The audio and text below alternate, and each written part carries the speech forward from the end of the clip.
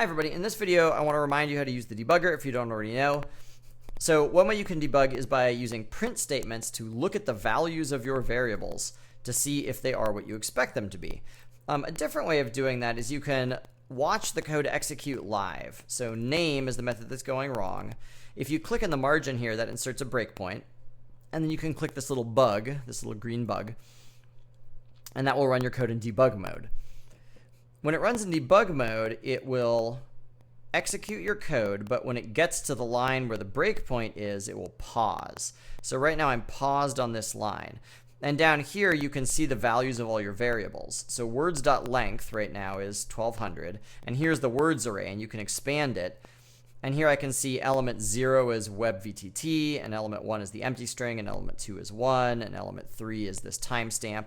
And that corresponds to the actual lines in the file that we've read here. So that makes sense.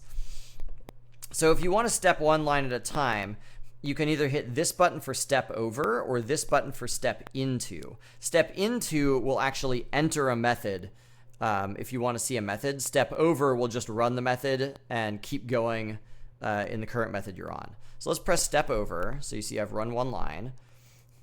There's that. There's that. So I'm just about to extract name. And I suspect extract name is going wrong. So I would want to hit step into so that I can actually go inside extract name and watch it happen one step at a time. So let's go that. Let's do that. So here's step into. Okay, so it's about to go wrong. Let's step one more time. All right, so here we go.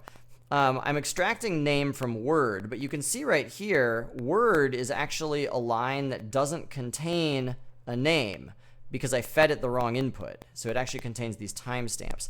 So I searched for the index of colon, and it's giving me index 2, which makes sense because there's the colon.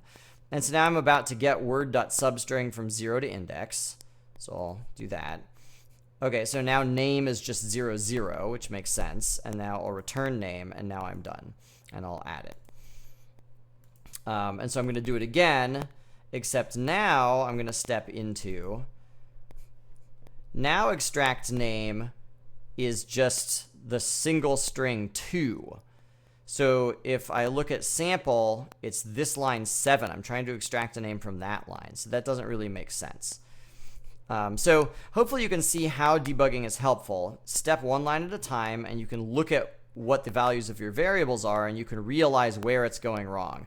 It's going wrong way before here. It's going wrong in the actual lines I'm looking at to try and extract words from. I hope that that was helpful.